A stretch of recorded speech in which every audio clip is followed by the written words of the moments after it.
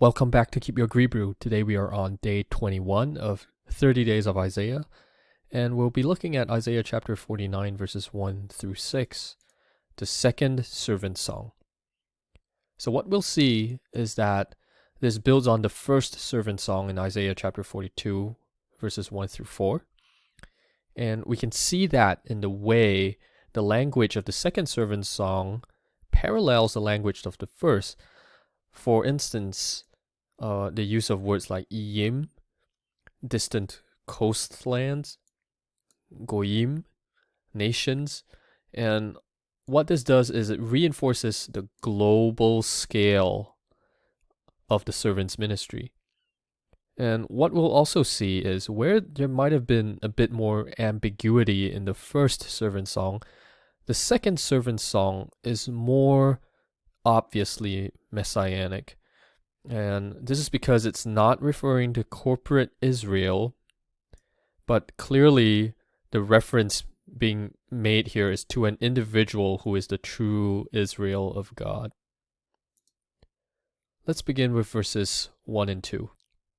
Shim'u yim elai v'hakshivu le'umim me rachok Adonai mi beten kara'ani Mima'e imi hiskir shemi Vayasem pi kcheref chada Betel yado hebi'ani Vayasimeni lechit barur Be'ashpato histirani.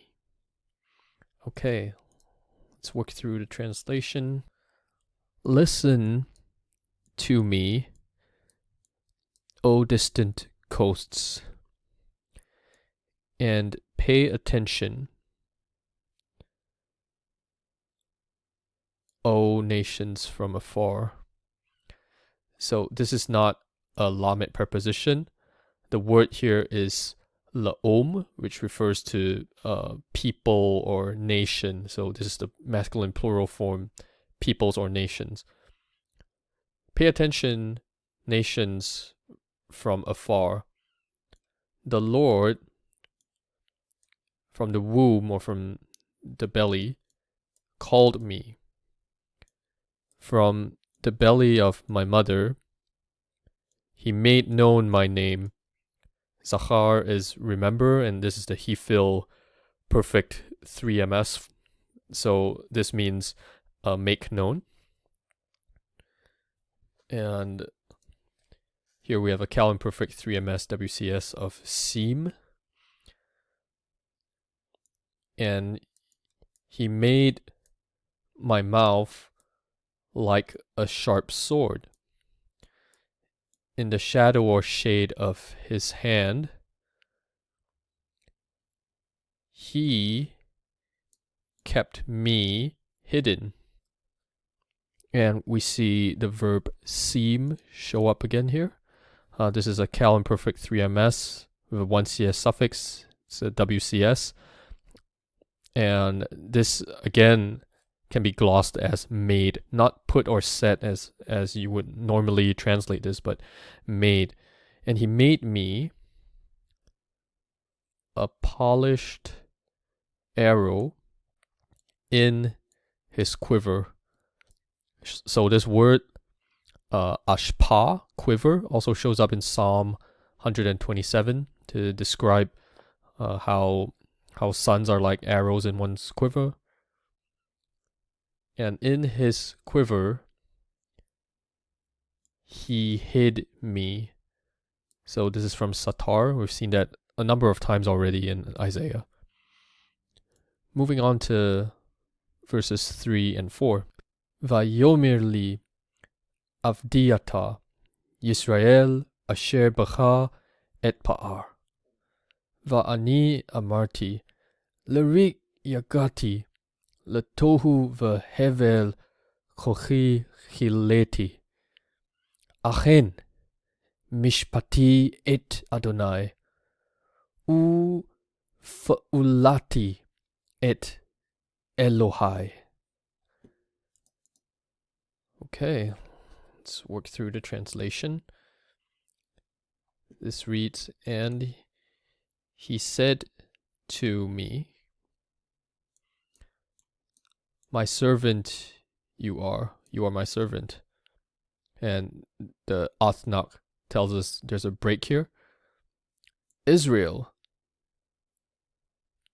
in you, or in whom, I will show my glory. So this verb here is, it's a hitpael imperfect 1cs of pa'ar. So there's a kind of like a reflexive sense here of I will glorify myself, or I will show my glory. And I said, for nothing I have toiled, for nothing and vanity I have used up my strength. Notice this discourse marker here, achen. It's interesting in that it carries an asseverative sense of surely, but it also signals a kind of contrast, like however. So you can sum it up with this translation, but surely my claim. So mishpat usually means judgment or justice. Usually this is translated as judgment in this verse. There's a sense in which this is referring to what is due to him. And so I think my claim is a good translation. My claim is with the Lord. And my reward is with my God. So what is significant is that the servant is referred to as Israel. But is this referring to corporate Israel or a particular individual? And we've already seen that the Lord has chosen this particular addressee from the time he was in the womb, from the time he was in the belly of his mother. And so this reduces the probability that the Israel being referred to here is corporate Israel. But let's move on to verses 5 and 6 and see if that sheds any more light. Ve'ata amar Adonai yotzeri mi beten le'eved lo le'shovev Yaakov elav ve'Yisrael lo ye'asef ve'ekaved be'enei Adonai ve'Elohai haya uzi vayomer nakel miyotecha li eved lehakim et shifte Yaakov unetzure Yisrael lehashiv unetaticha leor goyim liyot Yeshuati ad ketze haaretz. Okay, let's translate these verses. And now, says the Lord, he, or the one who formed me from the womb to be his servant. Le shovev is a polel infinitive construct of shuv, which means bring back. So to bring back Jacob to him, so that Israel to him will be gathered.